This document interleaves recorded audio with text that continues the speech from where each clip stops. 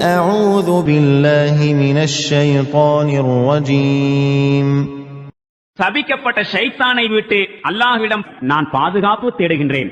أفلم يسيروا في الأرض فينظروا كيف كان عاقبة الذين من قبلهم دمر الله عليهم وللكافرين أمثالها.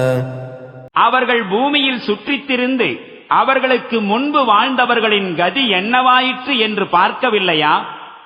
அவர்களுக்குரிய அனைத்தையும் அவர்களுக்கு எதிராகவே அல்லாஹ் திருப்பிவிட்டான். மேலும் இதை போன்ற விளைவுகள்தாம் இந்த நிராகரிப்பாளர்களுக்கும் நிர்ணயிக்கப்பட்டுள்ளன. ذلك بأن الله مولى الذين آمنوا وأن الكافرين لا مولى لهم.